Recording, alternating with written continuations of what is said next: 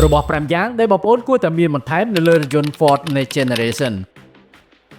បងប្អូនដែលកំពុងប្រើប្រាស់រថយន្ត Ford Ranger XL, XLT, Valtrac និង Everest Sport នៅពេលដែលបងប្អូនទិញប្រកាសណាស់បងប្អូននឹងមិនទាន់ទទួលបានជាមួយនឹង option ដែលជួយសម្រួលភាពងាយស្រួលដល់បងប្អូននោះទេដូចយើងមានរថយន្ត Ford Ranger XLT នេះជាឧទាហរណ៍ស្រាប់ Ranger XLT មួយគ្រឿងនេះគឺអតិថិជនគាត់បានអញ្ជើញមកធ្វើការ upgrade បន្ថែមជាមួយនឹង program system និងគ្រឿងតុបតែងផ្សេងៗទៀត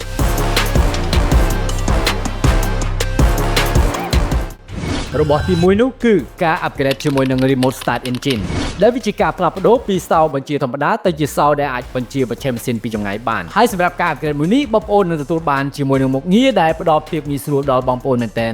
ឧទាហរណ៍ដូចបងប្អូនទុករថយន្តបងប្អូនចោលនៅខាងក្រៅដែលនៅក្រៅកម្ដៅថ្ងៃយូរអញ្ចឹងបងប្អូនអាចធ្វើការបញ្ជាដើម្បីបញ្ឆេះម៉ាស៊ីនពីចម្ងាយបានដែលវាអនុញ្ញាតឲ្យបងប្អូនធ្វើការបញ្ជានៅក្នុងរយៈចម្ងាយឆ្ងាយថែមទៀតផងអញ្ចឹងកាលណាដែលបងប្អូនបញ្ជាដើម្បីឲ្យម៉ាស៊ីនដំណើរការម៉ាស៊ីនត្រជាក់ដែលនៅក្នុងរថយន្តរបស់បងប្អូនក៏ចាប់ផ្ដើមដំណើរការដូចគ្នាអញ្ចឹងនៅពេលដែលបងប្អូនចូលទៅដល់ក្នុងរថយន្តបងប្អូននឹងទទួលបានជាមួយនឹងអារម្មណ៍ដែលស្រស់ស្រាយដែលវាជួយកាត់បន្ថយភាព stress ពីបរិយាកាសខាងក្រៅថែមទៀតផងហើយសម្រាប់របស់ទី2នេះគឺជាការ upgrade បន្ថែមជាមួយនឹង TPMS Tire Resource Monitoring System ដែលហៅថាជា Wall Sensor ដែលវាជាប្រព័ន្ធមួយដែលជួយសម្រួលដល់បងប្អូនក្នុងការមើលពីសម្ពាធកង់រថយន្តរបស់បងប្អូននៅពេលដែលបងប្អូនចង់ដឹងពីសម្ពាធកង់រថយន្តបងប្អូនតែងតែចុះពីលើរថយន្តដើម្បីទៅពិនិត្យមើលមែនទេជាពិសេសគឺនៅពេលដែលបងប្អូនកំពុងបើកបរហើយស្រាប់តែមានអារម្មណ៍ថាកង់រថយន្តបងប្អូនទូនៅកង់ណាមួយដែលតម្រូវឲ្យបងប្អូនត្រូវតែរកទីតាំងចតដើម្បីពិនិត្យមើលមែនអត់ប៉ុន្តែបើបងប្អូនបន្ថែមជាមួយនឹង Wall Sensor មួយនេះបងប្អូននឹងលែងពិបាកចុះទៅមើលផ្ទាល់ទៀតហើយគឺបងប្អូនអាចដឹងពីសម្ពាធខ្យល់កង់បងប្អូនបានដោយវានឹងបង្ហាញឲ្យបងប្អូនឃើញនៅលើអេក្រង់កុងទ័រ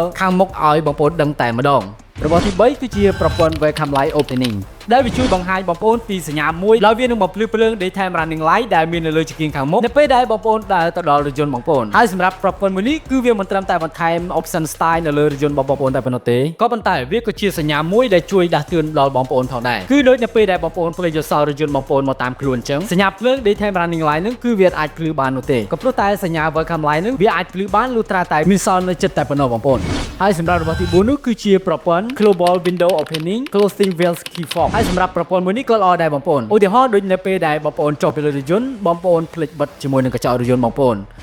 មិនចាំបាច់ចំណាយពេលដើរទៅដល់រថយន្តដើម្បីចុចបិទដូចមុនទៀតទេបងប្អូនអាចធ្វើការបិទកញ្ចក់បានដោយបងប្អូនគ្រាន់តែបញ្ជាពីចម្ងាយតែប៉ុណ្ណោះហើយមួយទៀតជាពិសេសនៅពេលដែលមានភ្លៀងធ្លាក់ព្រាមៗនឹងតែម្ដងគឺបងប្អូនលែងពិបាករត់ទៅចុចបិទដែលបណ្ដាលឲ្យបងប្អូនទៅទឹកភ្លៀងទៀតហើយបងប្អូនគ្រាន់តែធ្វើការបញ្ជាបិទពីចម្ងាយគឺជាការស្រេចតែម្ដង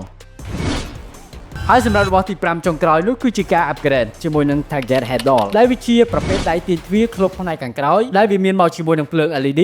ដែលជួយបន្ថែមពន្លឺនៅផ្នែកខាងក្រោយហើយនៅពេលដែលបងប្អូននិយាយក្រោយបងប្អូនមើលជាមួយនឹងកាមេរ៉ាក្រោយគឺបងប្អូនទទួលបានជាមួយនឹងរូបភាពកាន់តែច្បាស់ជាងមុនហើយជាពិសេសនោះគឺនៅពេលយប់នឹងតែម្ដងជាចុងក្រោយបងប្អូនកុំភ្លេចជួយ like share follow page TikTok និង YouTube របស់ Supercare ដើម្បីទទួលបានជាមួយនឹងព័ត៌មាននៅលើសេវាកម្មថ្មីៗនិង promotion ដែលផ្ដល់ជូនបងប្អូនជាច្រើនថែមទៀតផងសូមអរគុណ